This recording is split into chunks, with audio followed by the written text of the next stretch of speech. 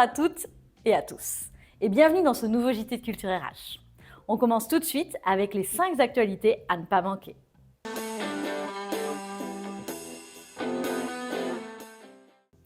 Commençons par un sujet autour du coût de l'absentéisme. Car je ne sais pas si vous le saviez, mais chaque année, l'absentéisme coûte environ 800 € par salarié, ce qui représente un coût moyen de 4,4% de la masse salariale de l'entreprise. Pourquoi ? Parce que le versement des indemnités journalières de la sécurité sociale, les IJSS, est souvent retardé et dans 30% des cas, elles ne sont même pas récupérées par l'entreprise. Alors comment réduire cette dépense ? Spartès propose 5 conseils stratégiques. Tout d'abord, sensibiliser les employés sur les droits et les devoirs en cas d'absence maladie, notamment concernant les délais d'envoi des arrêts de travail. Deuxièmement, suivre minutieusement et en temps réel l'état des versements de la CPAM. Troisièmement, en cas de retard dans le traitement des dossiers, il est recommandé d'agir rapidement et de manière proactive.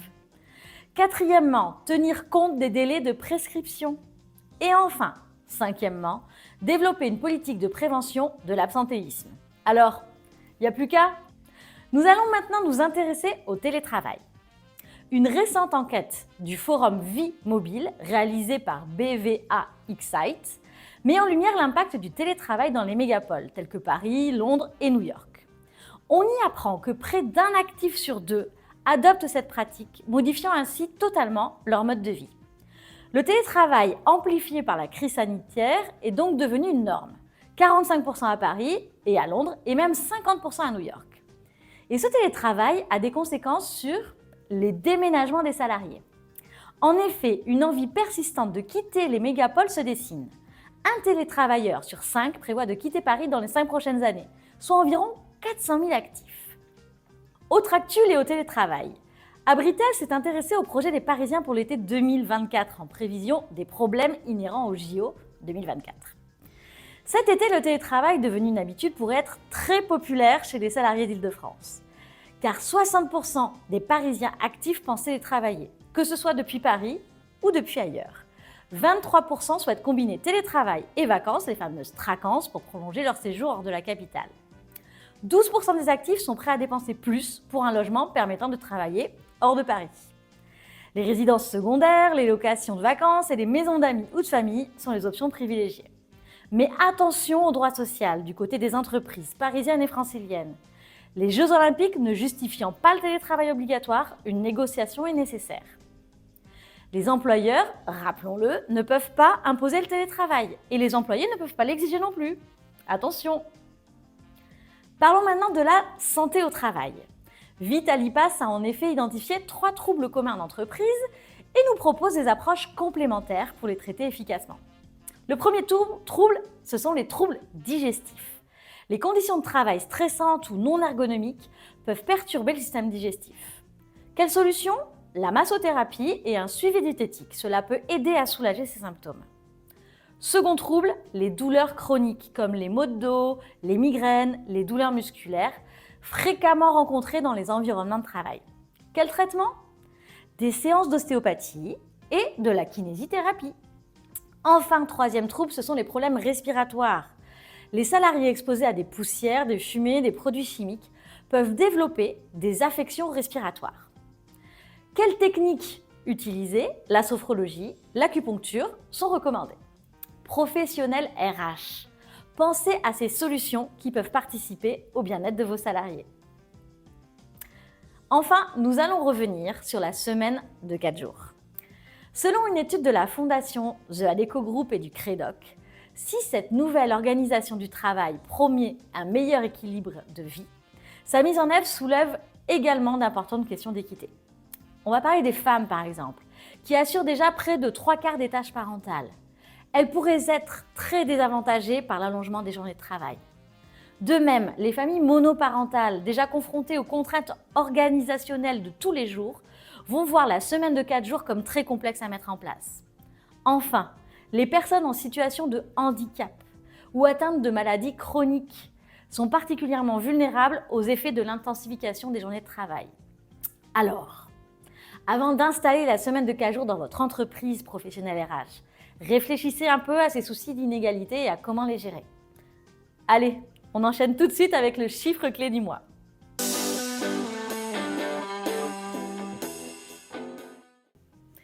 Et le chiffre que nous avons sélectionné ce mois-ci, c'est 97. 97, c'est le pourcentage des salariés qui considèrent la mise à jour de leurs compétences comme un enjeu clé dans leur carrière et dans leur poste. Selon une étude d'Edflex, l'obsolescence des compétences est de plus en plus rapide en entreprise, avec l'émergence des nouvelles technologies comme l'IA. Selon les salariés, avoir accès à des contenus plus adaptés à leur profil et à leur carrière serait donc le meilleur moyen de se former. L'apprenant ne veut plus être seul dans son parcours de formation, il veut être guidé par son entreprise pour avoir un parcours clair. La formation s'impose donc définitivement comme un enjeu majeur de la rétention des salariés en 2024. Pensez-y.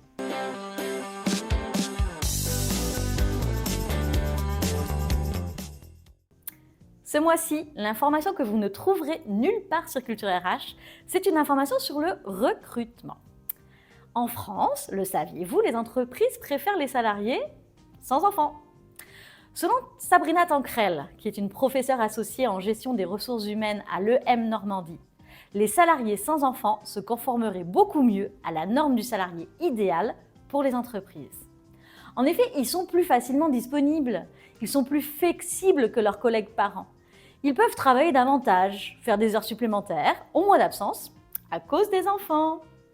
La proportion des salariés sans enfants va sûrement augmenter dans les prochaines années. Et cela semble être vu plutôt comme un atout pour les organisations. Et pour terminer ce JT, passons désormais à la fameuse question RH qui fâche.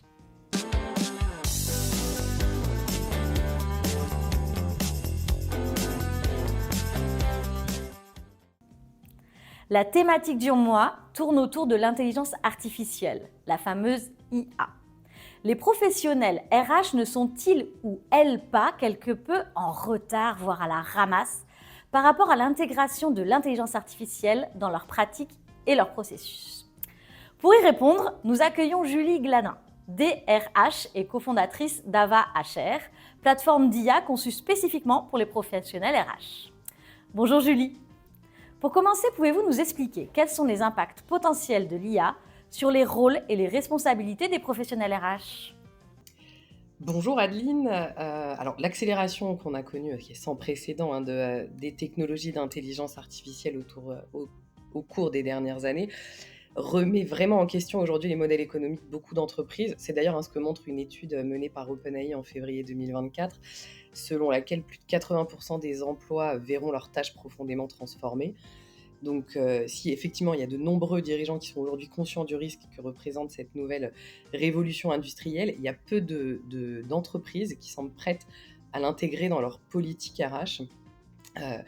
Les outils d'IA génératifs, comme on les connaît, tels que ChatGPT, vont révolutionner une grande partie du travail RH. Ils peuvent rationaliser des processus comme le recrutement, l'intégration, le développement personnel, les tâches administratives quotidiennes RH.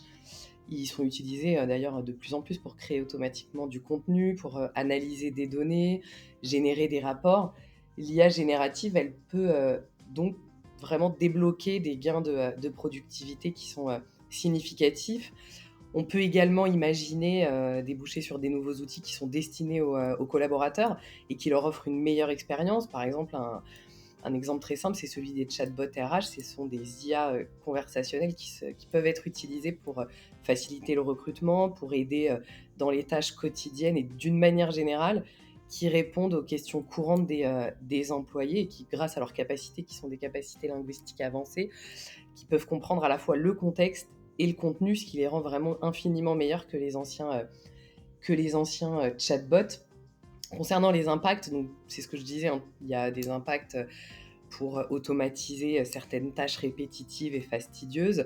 Ça peut aussi aider les professionnels RH à prendre des décisions plus éclairées, notamment en fournissant des données, des analyses plus précises et plus fiables, notamment grâce à l'analyse prédictive. Il peut y avoir aussi un impact sur les compétences et les métiers des professionnels RH.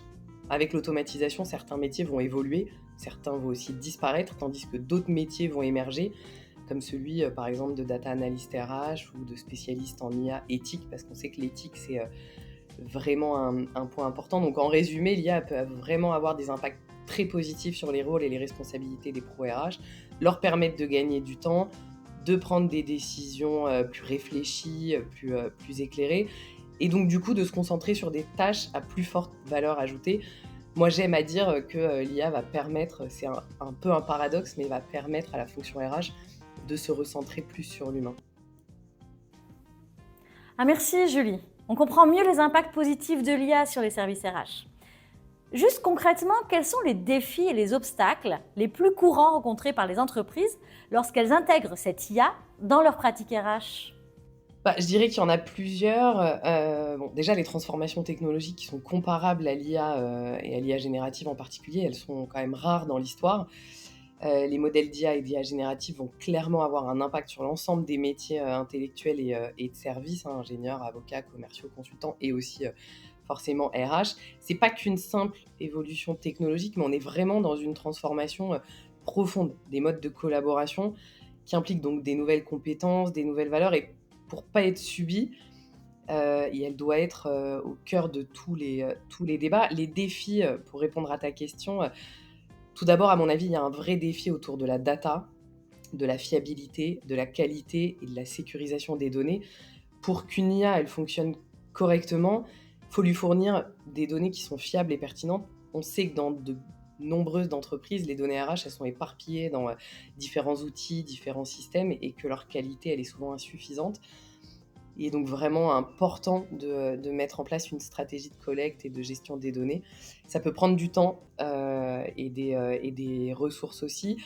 Il y a un enjeu et un défi aussi sur la fiabilité. Aujourd'hui, quand on utilise des LLM type ChatGPT, Gemini ou autres, on sait que les données ne sont pas toujours fiables, les mises à jour ne sont pas actualisées. Et côté RH, on gère de la donnée sensible aussi, il faut pouvoir la sécuriser. Donc, beaucoup de défis autour de la donnée. Il y a aussi des défis, à mon avis, autour de l'acceptabilité sociale de l'IA en entreprise. L'utilisation de l'IA dans les RH, ça peut susciter des craintes et des réticences de la part des RH et de la part des collaborateurs. Ils peuvent se sentir surveillés, dépossédés de leur job, d'une partie de leur job. Il va donc être très important de pouvoir communiquer clairement sur les objectifs et les limites de l'utilisation de l'IA en entreprise, et de veiller vraiment à ce que son utilisation soit transparente et éthique, une nouvelle fois. Un autre défi, peut-être que je pourrais citer, c'est celui de l'intégration dans les process. L'IA, elle ne peut pas être simplement greffée sur les process actuels, mais elle doit être intégrée de manière cohérente et pertinente. Ça nécessite vraiment une réflexion approfondie sur les process et sur l'adaptation des pratiques et des outils existants. Donc, et bien identifier les use cases dans lesquels l'IA, elle trouvera tout son sens et elle apportera vraiment un gain de productivité. Et enfin, il y a un dernier défi peut-être, qui est le défi de la formation et de la montée en compétences et des équipes RH et des collaborateurs. Ça nécessite vraiment de bien comprendre, d'avoir des compétences spécifiques, de maîtriser les outils, donc de se former et de former les professionnels RH à ces nouvelles compétences et de les accompagner dans l'appropriation de l'IA pour qu'ils puissent vraiment démystifier l'IA en entreprise et accompagner ce changement en interne. Pas mal de défis à relever donc. Et justement, Julie, comment les professionnels RH peuvent s'adapter et se former pour tirer le meilleur parti des nouvelles technologies, telles que l'IA, dans leur travail quotidien? Voilà, déjà, je suis ravie de voir qu'il y a un réel engouement de l'IA par les professionnels RH. On voit que les RH s'emparent vraiment du sujet. Et bon, les dirigeants, et en particulier les responsables RH, à mon sens, doivent vraiment être au centre de cette révolution et porter la responsabilité en interne de faire évoluer les pratiques à la fois de recrutement, d'analyse de données, de formation dans leur entreprise, pour vraiment que l'entreprise n'ait pas à subir ces transformations et que les collaborateurs n'aient pas à la subir. Donc c'est vrai que ça nécessite vraiment d'établir des plans d'action. C'est un défi pour les équipes RH qui sont souvent éloignées de ces questions, hein, finalement, qui sont en général déléguées à la DSI. Et pour bien comprendre ces évolutions qui vont toucher leur entreprise et mettre en place des réelles stratégies de transition, effectivement, ils doivent se former, les RH doivent se former eux-mêmes dès aujourd'hui.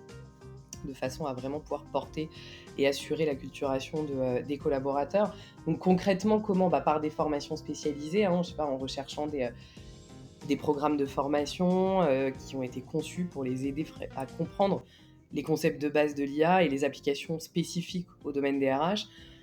Donc ensuite, comment? Par des ateliers et des webinaires, il y en a de plus en plus aujourd'hui. Donc en participant à des webinaires et des ateliers sur l'IA et les RH, avec des communautés en ligne aussi, en rejoignant une communauté. Il y a beaucoup de communautés aujourd'hui de RH qui permettent vraiment aux professionnels de partager leurs connaissances, de poser des questions, d'échanger des idées avec d'autres RH sur les pratiques de chacun. Il y en a beaucoup sur LinkedIn, sur des forums spécialisés. Aussi en collaborant avec des experts, en travaillant avec des experts métiers et techniques qui ont bien compris en fait en quoi l'IA pourrait apporter un gain de productivité et soulager la fonction. Et puis voilà, enfin vraiment en investissant dans la formation, dans la collaboration, dans l'expérimentation. Comme ça qu'on peut vraiment développer les compétences, à mon avis, nécessaires pour pouvoir intégrer avec succès l'IA dans le travail quotidien et vraiment en tirer un réel parti. Merci encore Julie pour cet éclairage sur l'IA et les RH, une technologie pas si facile à intégrer en entreprise. Et c'est la fin de ce JT de Culture RH. Merci de nous avoir suivis, toujours plus nombreux. Restez connectés à Culture RH pour toujours plus d'actu et on se retrouve le mois prochain.